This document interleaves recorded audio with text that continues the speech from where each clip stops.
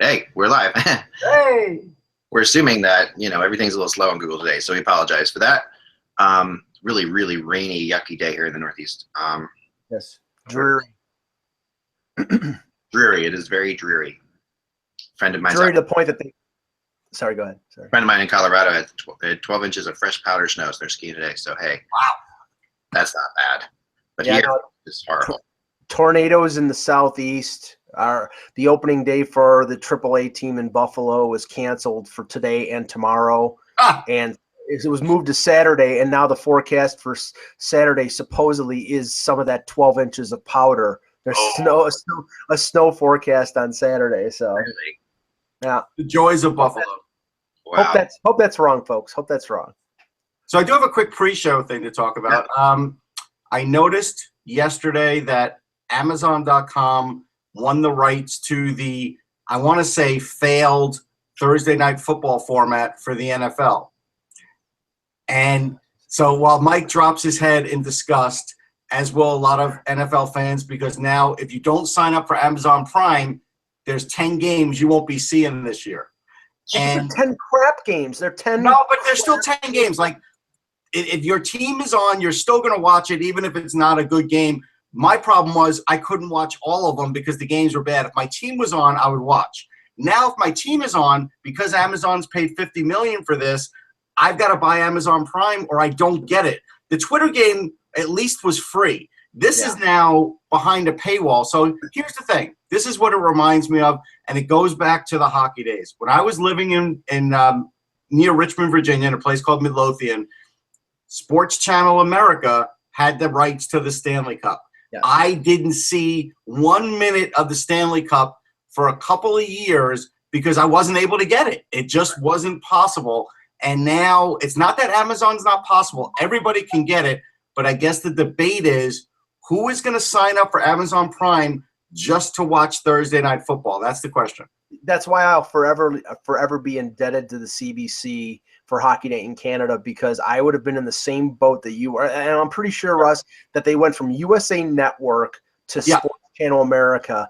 And when that happened, I was completely and totally dependent on the CBC for Stanley Cup coverage. And they covered both the conference finals and the Stanley Cup. Yeah, it was awful. I call that the dark days of hockey coverage when Sports Channel America covered it, because it was just awful. And now, see, the NFL, here's the funny thing. Now, the way the article played it was this was contentious as far as the bidding war, but it couldn't have been that contentious, because if a network wants to win, $50 million is a paltry sum to win the rights for the biggest sports universe, but the biggest sports franchise in the universe for a night of the week.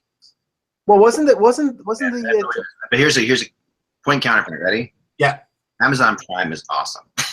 No, listen. I mean, I know that this is not right, and I agree with you and I think Amazon is such a good company that I wouldn't be shocked if they do something else, if they change. That's not they said it's behind the paywall.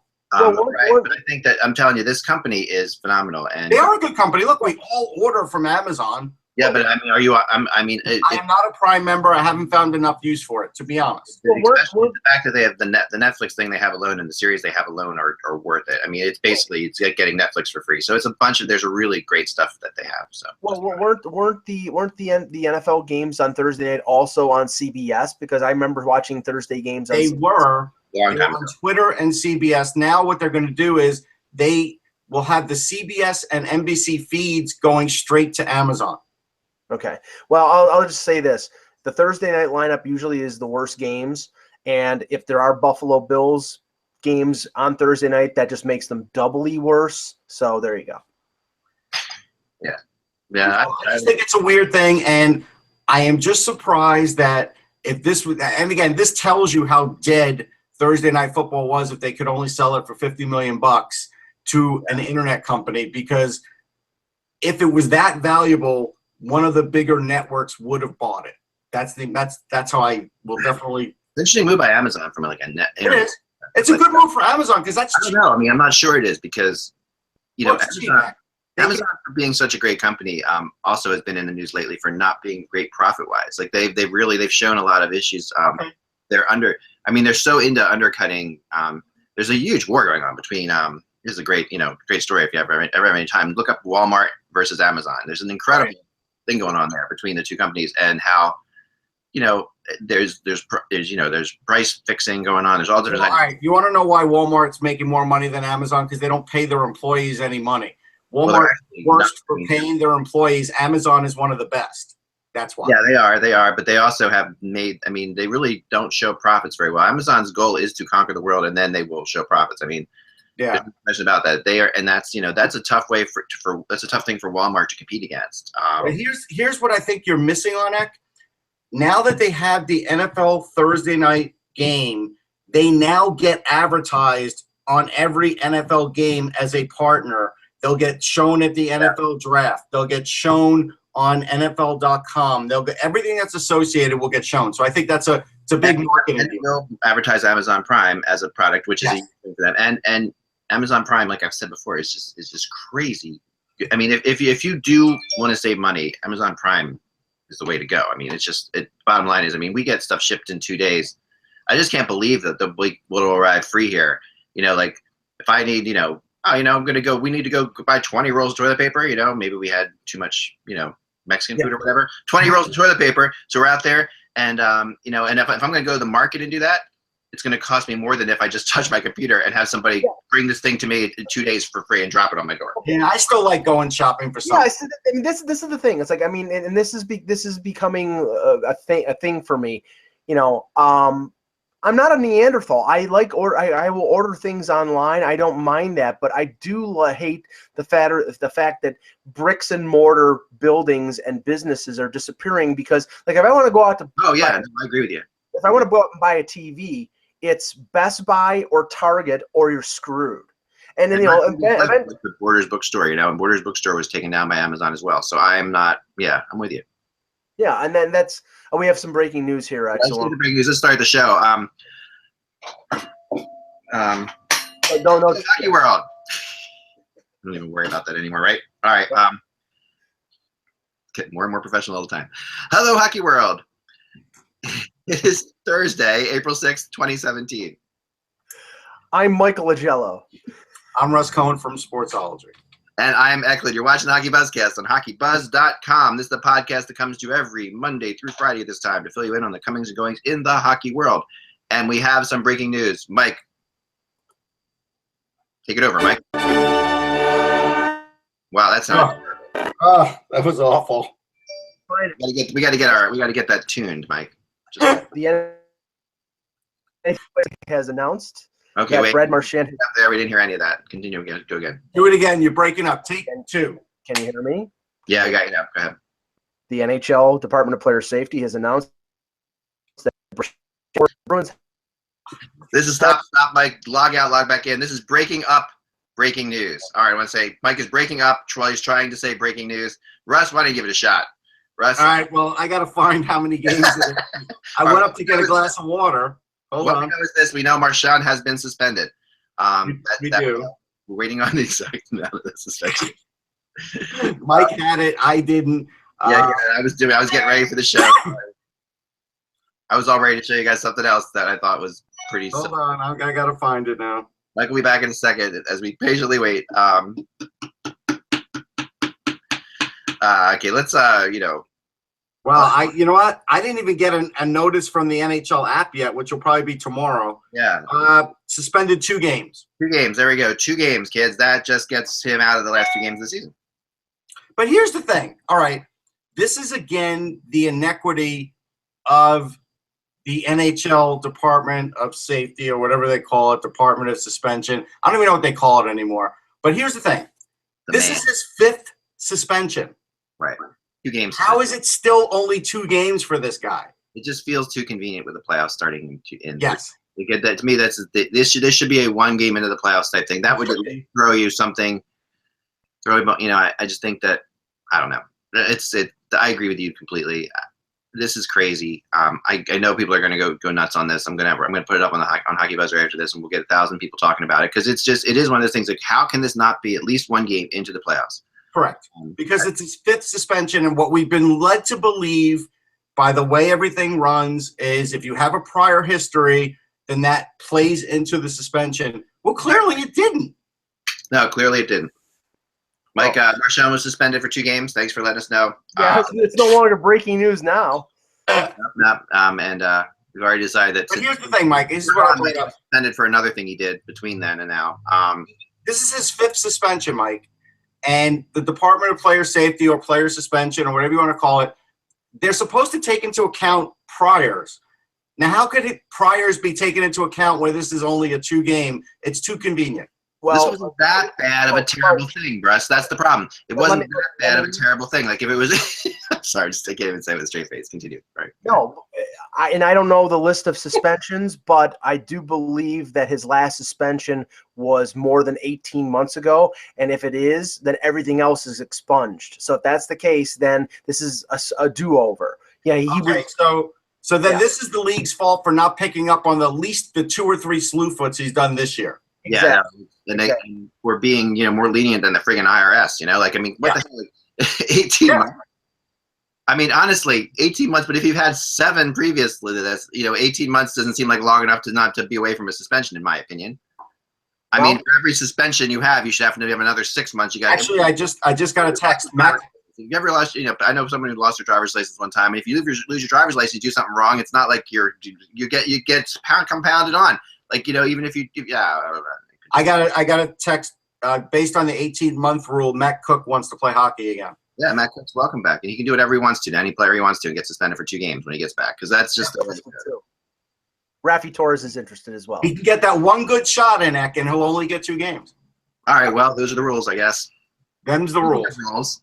Now this is sort of a counterbalance because Guy Boucher, the Ottawa coach, announced after the morning skate that Eric tonight. So I think Carlson is a bigger loss with their defensive situation right now than Marchand is for the Bruins. At least they have a Pasternak who can score. And the Bruins are in the playoffs, by the way. That's the other thing about that's the bigger thing. And you're gonna have to log out again, Mike. Sorry, I think there's something up with you.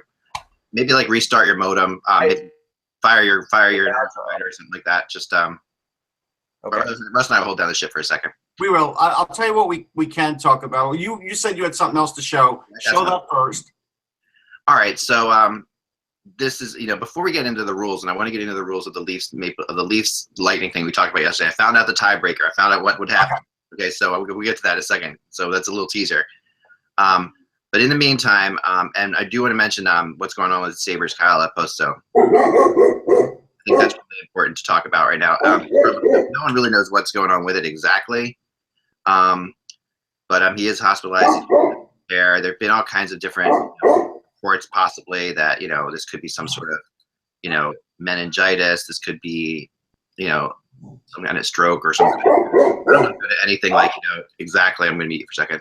I don't want to go to anything exactly where you have since we don't know anything. All we do know is that this is serious, very serious. The Sabres are treating it very seriously, and also this is such a great guy.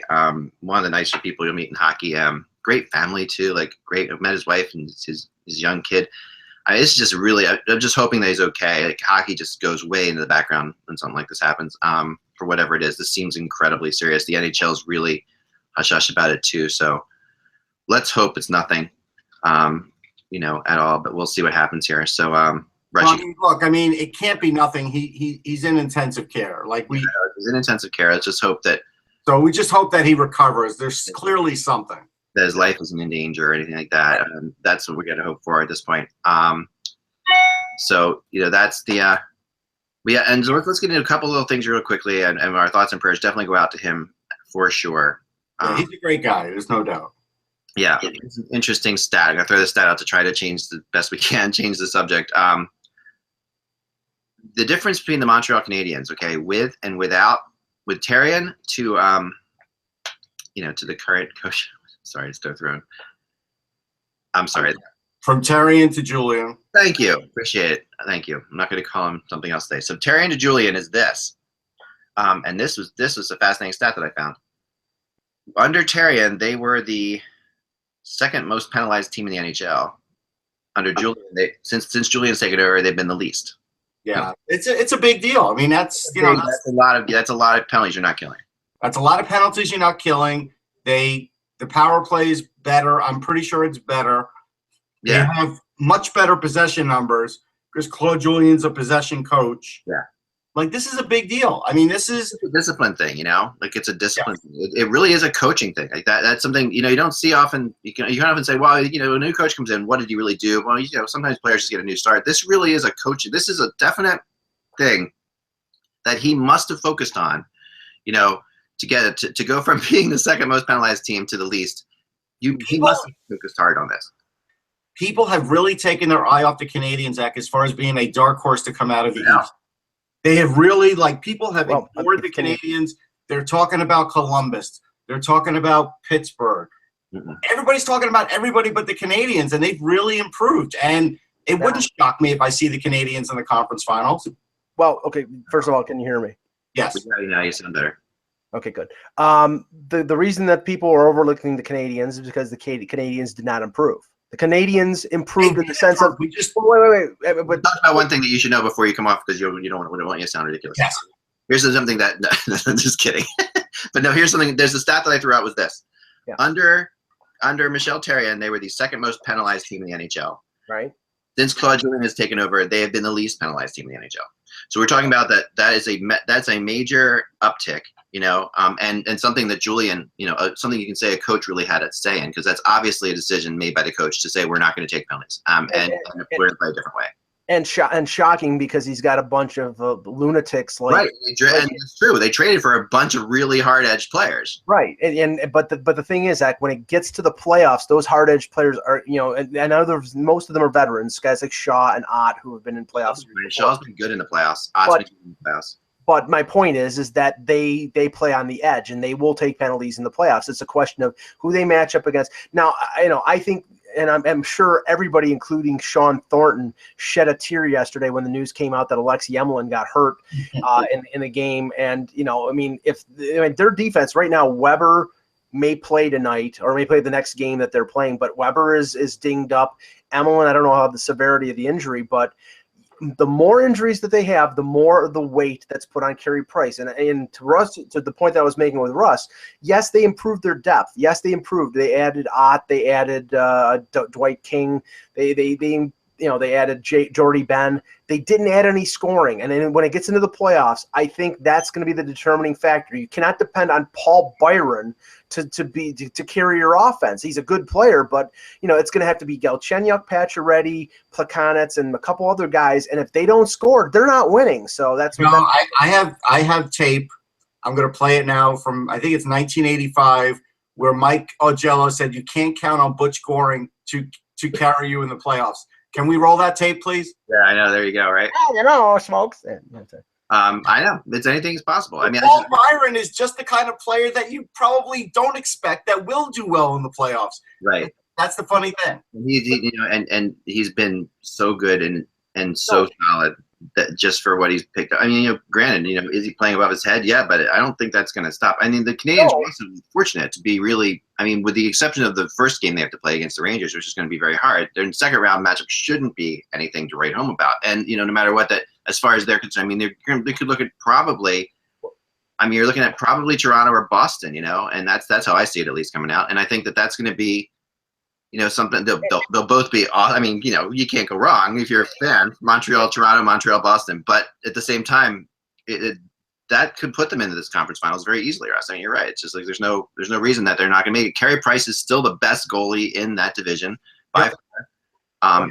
And they have that, and they have a coach who has been very good in the playoffs. Julien has taken some very bad Boston Bruin, not bad, but average Boston Bruin teams a lot further than he should have in a lot of playoff series. Montreal has flown under the radar because the race in the Atlantic right now, 2, 3, and 4, and the 2, 3 and the wild card has dominated everything right now, and will continue to do so. Montreal played in Buffalo last night, and other than the Emelin injury, the game was completely meaningless. So, they know who they're playing in the first round. And as Russ has said many a time, Lundqvist traditionally does not play well against the Canadiens, so the Canadiens will have an advantage in the first round. I still think that the Rangers can beat them, but even if they can beat them, of course they can. But But even if they are in good shape, the Canadiens are in better shape right now than they have been in a couple of seasons. But honestly, if it gets to the point where Montreal plays either Columbus, Washington, or Pittsburgh in the conference final, I think they'll be a dramatic underdog to any one of those three teams. They would be, but they still have the goalie. They still, here's the funny thing. Shea Weber out in Nashville never really got his due when they would play in the playoffs. They never had long playoff runs. So he got hurt in the playoffs too. Huh? Weber got hurt twice in the playoffs. You remember, like twice. Yeah. That cost them. And so he never had a chance to be a dominant guy like a Chris Pronger in the playoffs. And I think even Ranger fans are forgetting, as good as PK Subban is, Weber's a different player. And besides killing you with offense, he'll elbow you in the face. Right. And that's something where this is a different dynamic now for the Canadiens. It's a completely different dynamic for this team. He's a mean cuss, is what. But the thing is, what the Rangers are going to have to do is the Rangers are going to have to. I mean, I think the key for the Rangers in that series, and not to get into previews here because we'll do that early next week, but the key for the Rangers is physical pushback against. They're going to be forced to put Tanner Glass in the lineup, which is a detriment mostly, but it will enforce it in Lane Vigneault's mind that he's going to have to do it for just that reason. Yeah, I think so too. Now. Moving on to the next story here. Well, can I just touch on something because you may have touched on it during my absence, but let me just quickly mention. So we have Toronto and Tampa Bay tonight, Ottawa, Boston, and as I said, Marchand is out for Boston, Carlson is out for Ottawa. I mean, this now is a pitched battle to avoid the Washington Capitals. Yeah, I have a whole thing on that, so we'll get to that. Okay. I agree with you. That is the fascinating story of the day. The not so fascinating story today is we talked about Vladimir Sobotka yesterday. And signing with the St. Louis Blues. Here he is. I'm sorry, that's not Sobotka. That's Sudoku. Here's Sobotka. Sorry. There's Sobotka. Vladimir Sobotka is apparently going to be signing with the St. Louis Blues and returning, but I still don't think he can play in the playoffs, right? I mean, I don't think so either. So he's signing for next year. I think that's what this is. Yeah, that's what I thought too. So that's going to be I mean, it's a good pickup, but it's nothing great. But as time goes on, he's a good player. Obviously, he has the depth of the Blues. Yeah, he's a second, third line guy. I mean, he can. I mean, they've wanted him back since he left for the KHL. So I mean, and like I said, he vacated his contract yesterday. So it made sense that as soon as he did that, he was coming back. So, but one thing sort of tied to that because it's KHL and it's a player coming back or a player potentially staying.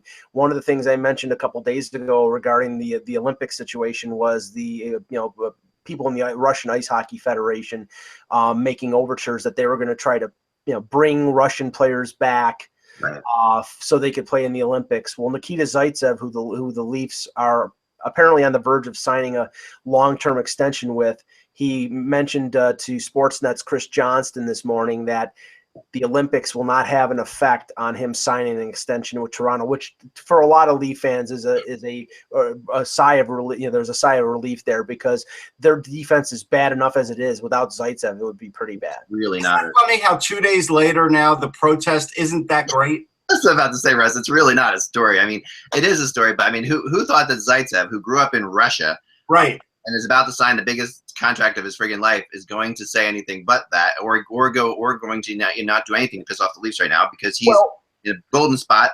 And of course, playing Olympics would be fantastic, but come on, millions and millions of dollars are at stake. This is the funny thing. If you're talking about Russian players, the 1A is Ovechkin and the 1B is Malkin. Malkin's statement today regarding the Olympics was, I really want to go, and I really hope the NHL straightens this thing out. But he's not saying I'm threatening to leave like Ovechkin. No, he's not going to. The Russians are actually still hanging on to hope. Like Ovechkin saying the same kind of thing the other day. That this isn't done yet or whatever. He's kind of implying that it's not done. I guess I don't know. I think this isn't done. Like we're going to find out the Nicole Brown killer. Here's the thing that that's a great miniseries, by the way. Here's here's what's interesting to me on this thing. I talked to a couple people yesterday because I got a lot of actually players who were interested in what we were talking about yesterday, and I talked to some people, and they said there are two things we're looking at. We're one, we factually say players don't want to play in this. A lot of players don't care, and that's absolutely the case. But the problem is this, and I didn't even think about this. I talked to a player who's like a third line guy, and another guy who's like a medium, working his way up to being a star.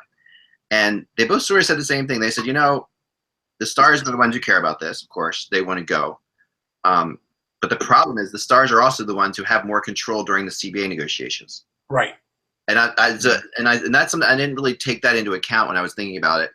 Because the fact is, he said they come off, they're coming off as babies to some of us right now. One of them said, like, they're coming off as like, we're not going to the Olympics. You get to go to the Olympics. But then when the negotiations come up again, it's the agents of the big stars that are driving it, and it's the third and fourth liners that get hosed eventually, and they know that.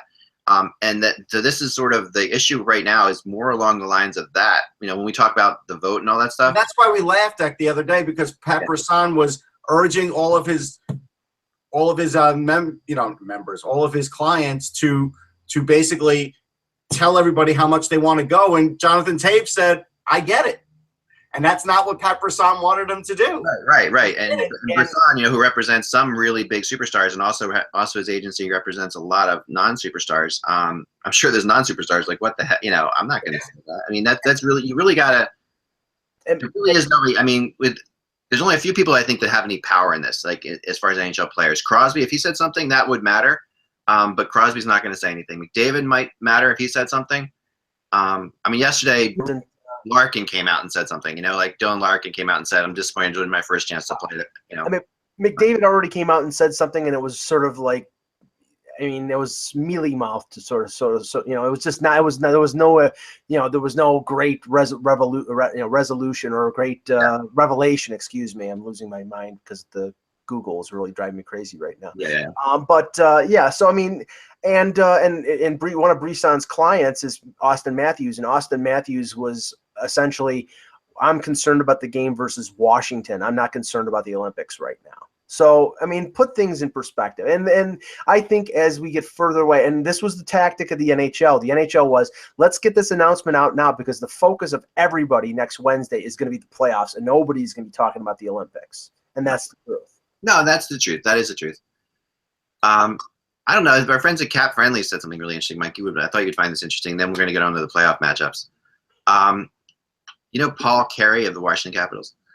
Paul Carey of the Washington Capitals. He's mainly an AHLer, for the most part, but he has been, to keep up with the cap this year. The Capitals have been forced to send him down. They've executed 14 unreported paper transactions on Paul Carey in the last 13 days.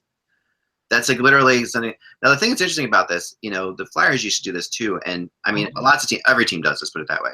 The Flyers used to have the fascinating aspect that they were in a twin rink for practices, and they had the Phantoms practicing on one rink and the Flyers practicing on the other, and they could literally send a player to the other practice rink and save $10,000 on the salary cap. It was this crazy stuff that it was just like, it's just like what? Who's monitoring this? Like, I'm like, there's not like a guy saying, because we're in the locker rooms there in the skate zone. No one's sitting there saying that so and so went over to practice with the Phantoms. Everybody's just taking their word for it. So that was a crazy situation that went on. I mean, that Carey, is heard from Hershey to Washington.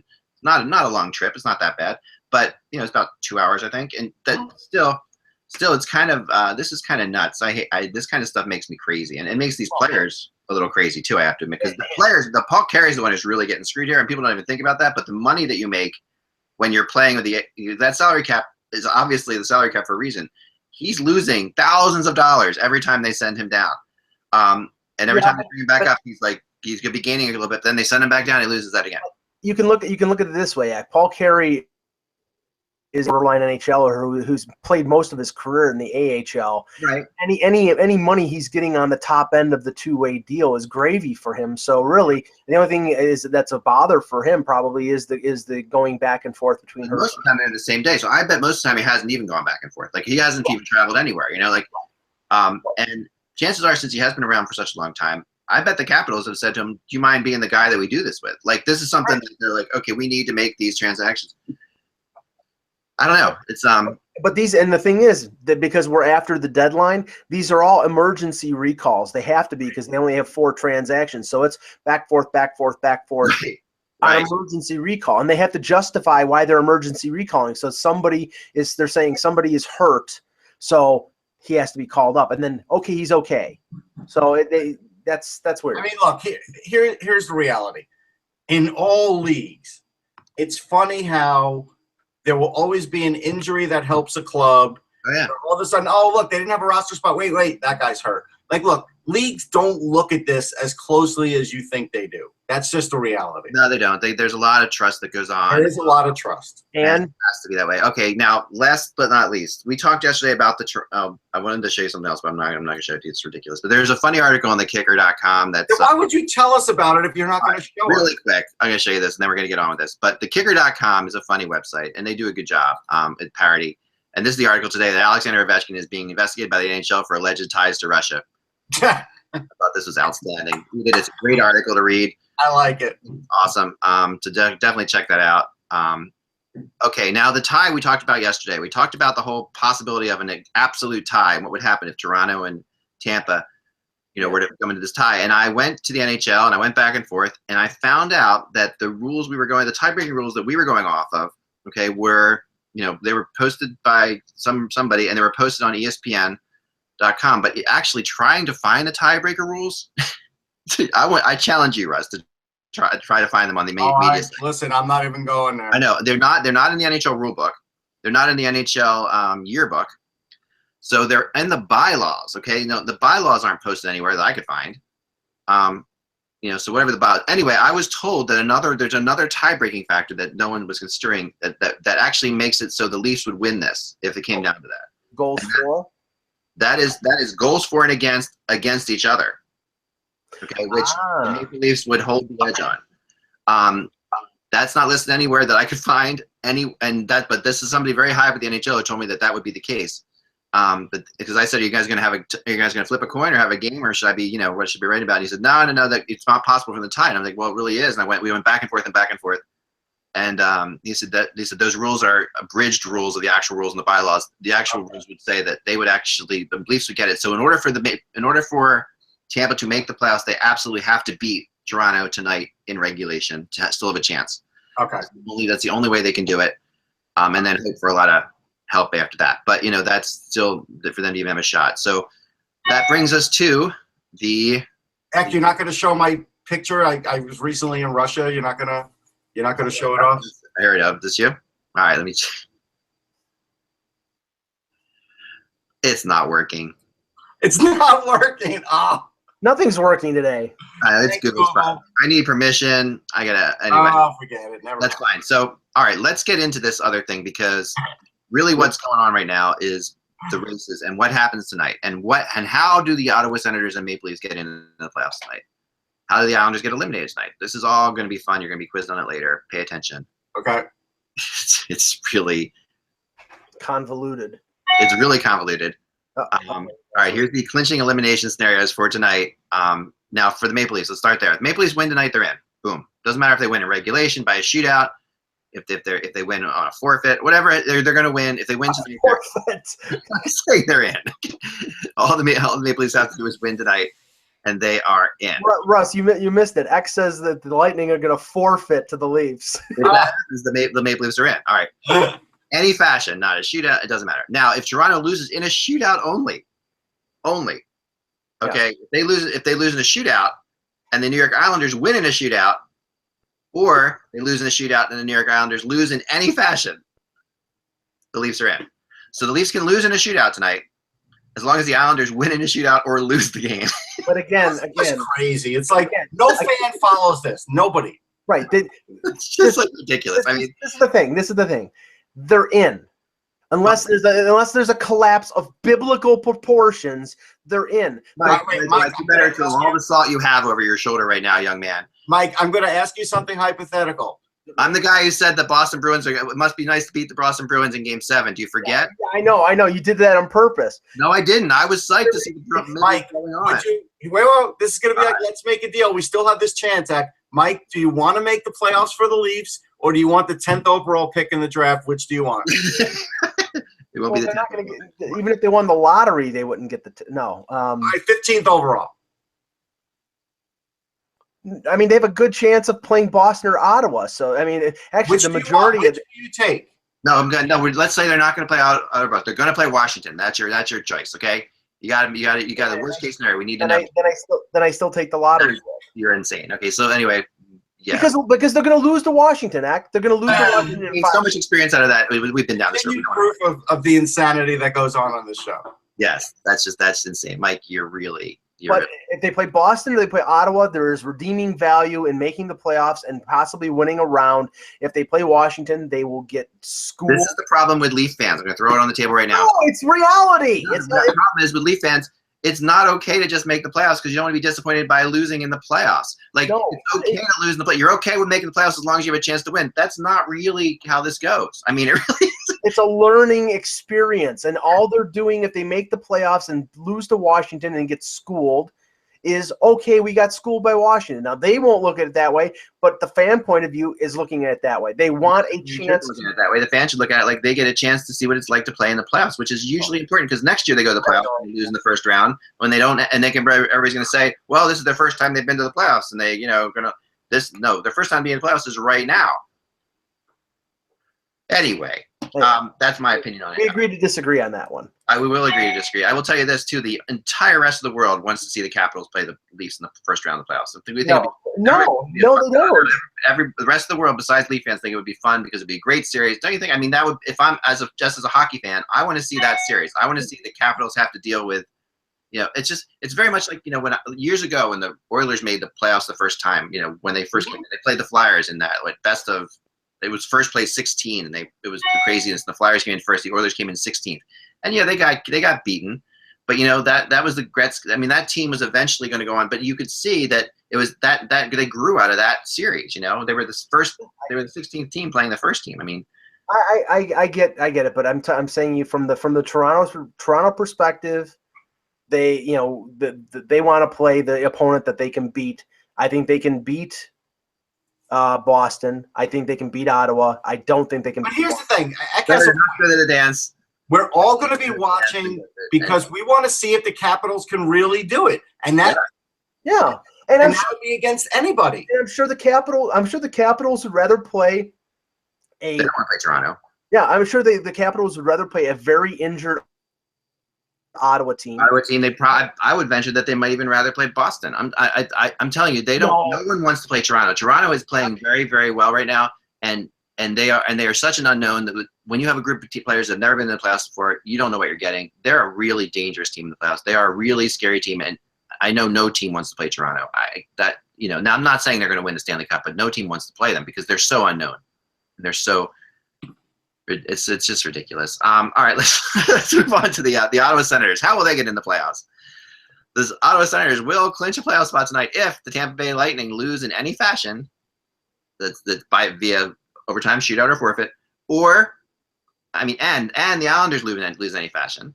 Okay, overtime, shootout, or forfeit, or Ottawa gains at least 1 point. So basically, if Ottawa, I love how this is phrased. Let's just say if Ottawa gets a point, they're in.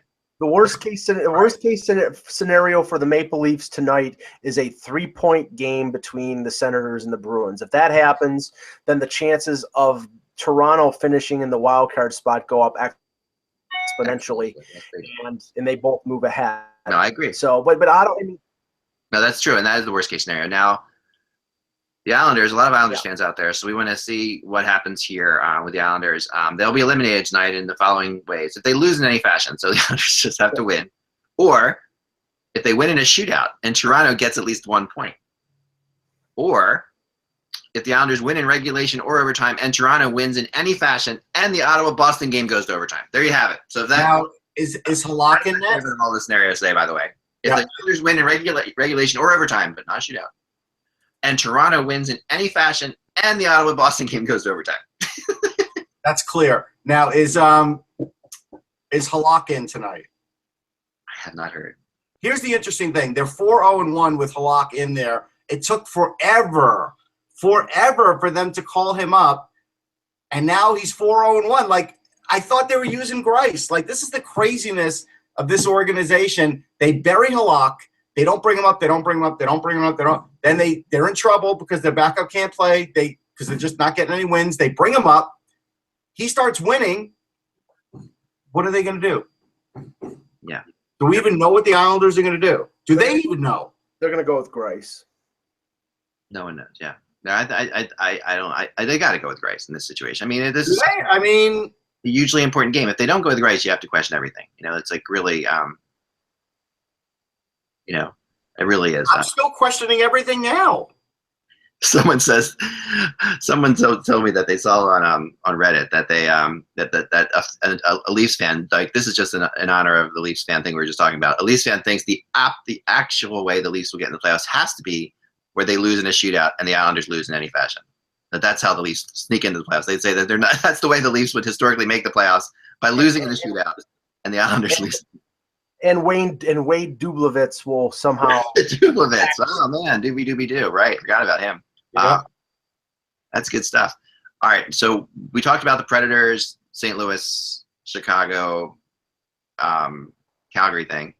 So that's kind of crazy. That all pretty much go down tonight. If the Predators lose in any fashion and Calgary wins in any fashion, the Predators are facing the Blackhawks. That's the bottom line there. A little more breaking news. Go ahead. Sportsnet's reporting that Steven Stamkos more than likely will not return this season. There you go. So More than likely, there's still wording in there that the actual wording is probably not. Does anyone make decisions anymore? I mean, probably not. I don't know, Mike. I don't know what school you went to. That's not definitive. I'm more than likely to eat dinner this evening. But I'm not sure. I mean, can someone just say something that's actually happening? Like the Olympics, they were more than likely not going to the Olympics. I will not playing. I will interpret for you fellows in terms of this statement. This is Tampa Bay waving the white flag. No, it's not. No, I it's think not. I think it is, because honestly, that's insane. What do you mean that's waving the wing? No, I'm sorry. That's insane. This Lightning team without Stamkos has proven to be very, very good. They don't need, like I said, if I was them, I wouldn't even bring him back, because they're on to maybe play him on the power play in the fourth line, but that's it. I mean, if you're going to mess up your lines by putting Stamkos on the top line again or something like that, you're insane. This Lightning team is playing very, very well. This is going to be a hell of a game tonight. I mean, the last time these two teams played, Toronto took him out to task. I mean, Toronto killed him. Give me Steven Stamkos to mess, please. I understand, but I'm sorry. I just please. I need to play JT Brown or Adam Earn and not play Steven Stamkos. Okay? It's not how a locker room works, man. It's how these teams work. They don't. The best thing for them to have done would have been to not have no comment on Stamkos at all for the rest of the season and tell the players he wasn't coming back weeks ago.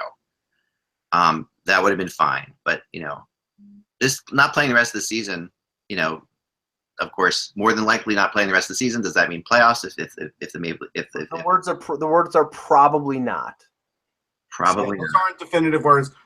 Just so you know, They're really not. They're probably not really telling us everything. Perhaps to stick with we're not definitive. Thomas Greiss has not only not been named the starter tonight, doesn't have a good history against Carolina. Yeah, well, neither do the Islanders in general. So that's not even. No, yeah, but this is the thing. Like, if Jarro Halak starts tonight, this is going to be the craziest story in hockey. It will be.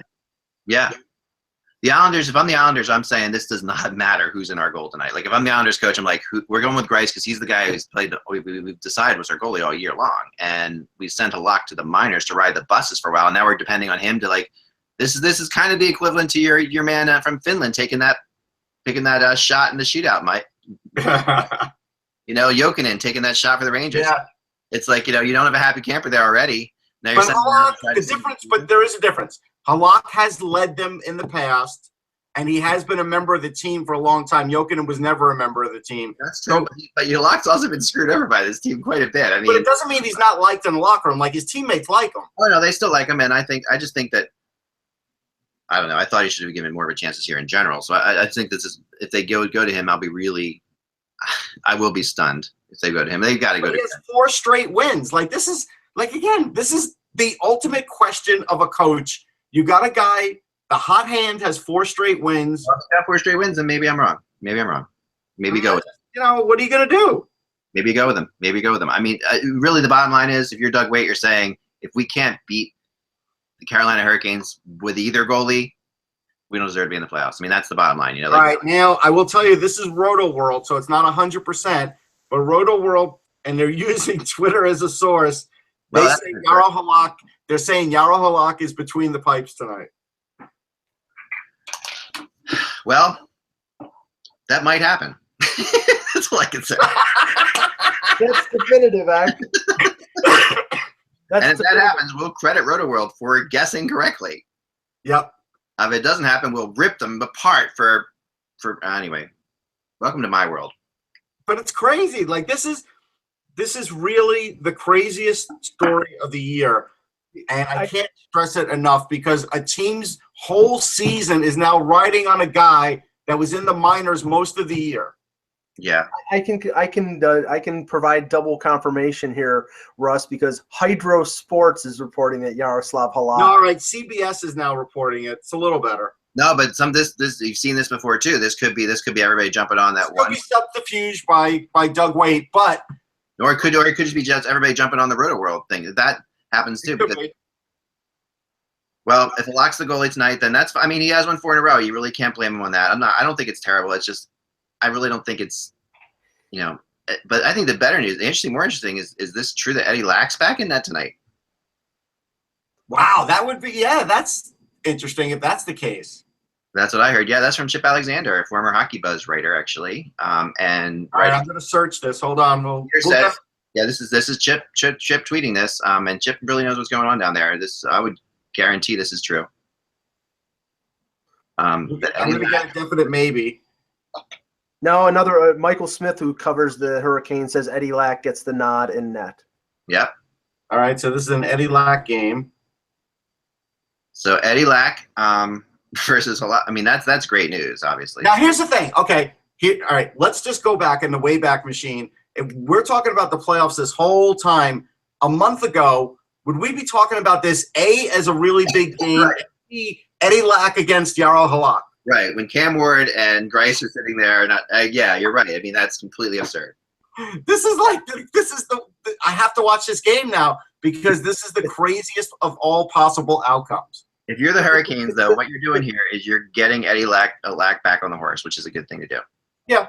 That's how you're looking at it. You're looking at, like, you don't want him to go the entire offseason without playing. It's bizarro world. I mean, it's essentially, like a month ago, Eddie Lack was told by his coach to grow a pair. And, yep. And Halak was in Britain. Yeah. So. You're absolutely right. It's absurd. It's crazy, but there we have it. And so the Islanders fans, got to be like, oh my gosh, we got Halak in and now Eddie Lack. Maybe that gives us an advantage. Who knows? It's Eddie Lack. How confident will he be in goal after having gone through what he just went through? It's going to be interesting. That's what I'm saying. There's just so many storylines here. Yeah, for what a crazy game that'll be. So he's back in. He's back in net. There you go. Wow. All right, let's get anything else we have today, guys? No. Well, actually, yeah, we have to mention, and this is really scary because, I mean, this only came out yesterday, and our thoughts, I'm going to say thoughts and prayers, but really thoughts and prayers are out right now for Kyle Okposo. Yeah, we did talk about that. We did talk about that, Mike, while you were gone. And I think it's really horrible, and in Buffalo where you are there, I guess speculation is running rampant, right? I mean, people are. Well, it was reported in the Buffalo News this morning that he is in the neurological unit of I think it's ECMC, which is Erie County Medical Center. Right. And so you can just draw your conclusions from that, but they're obviously keeping they're respecting the family wishes, I would assume, and he's okay. Using the word disease makes some people speculate on meningitis, but this could be a lot of different things. It could be a lot of different things. We do hope he gets better, and really just do. I mean, really, it's really got something, and that's all we got on that. I mean, that's all anybody got.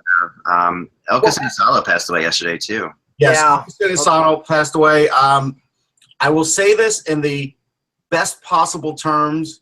I pointed out a game where it was, I guess, in 1983 where he scored a big goal against the Rangers, him and Bobby Clark. Yeah. To beat the Rangers, but he always seemed to score clutch goals. And being on the opposite side of Sinosalo was not a fun place to be because he was the guy who scored a lot of goals. No, he was one of my favorite players. Only 56, which is really sad. 58. Okay, 58. Sorry, still sad. And I think that, my memory of Oka was really funny. I saw him score his first goal, which he scored on a penalty shot, which is kind of the rare things, rare historical side note of him. I don't think many other players have scored their first NHL goal on a penalty shot.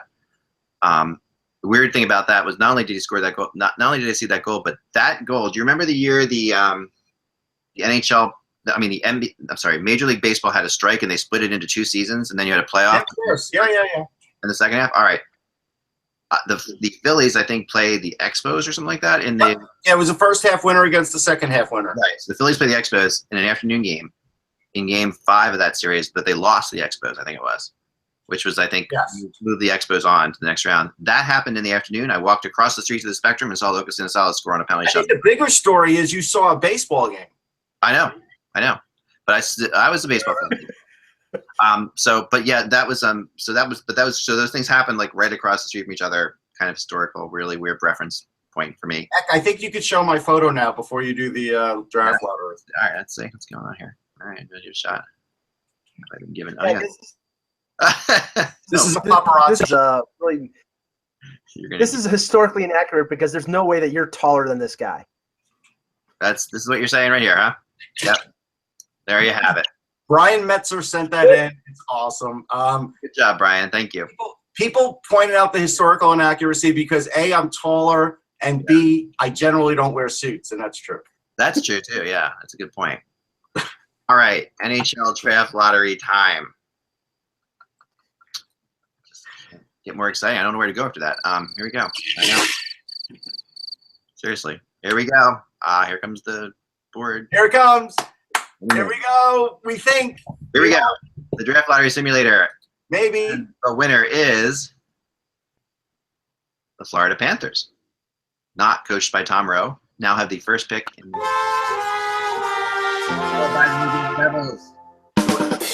and the LA Kings. Wow. Kings, that is moving. Actually, I just got a text from Doug McClain. He said he'll trade you for that pick. Yeah, right. That Kings moving up into the top 3 for the first time. That's really something because they hardly have any odds at all. That's true.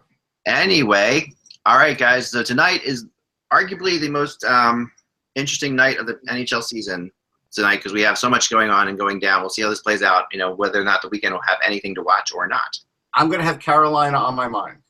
Yes. Who can watch? What games to watch? You've got the Calgary-Nashville thing going on. You got the Tampa thing going on. You got Tampa-Toronto thing. You got this Calgary-Islanders thing on the Ottawa. There's plenty of awesome implications tonight. That's 2 games for me: Ottawa, Boston, and Toronto, Tampa. Yeah. No, I'm gonna have. I don't know. I really want the Predators to avoid the Blackhawks, so I'm gonna be watching that one. Remember, without the buzz, folks, it's just hockey. We will talk to you tomorrow. All right, guys.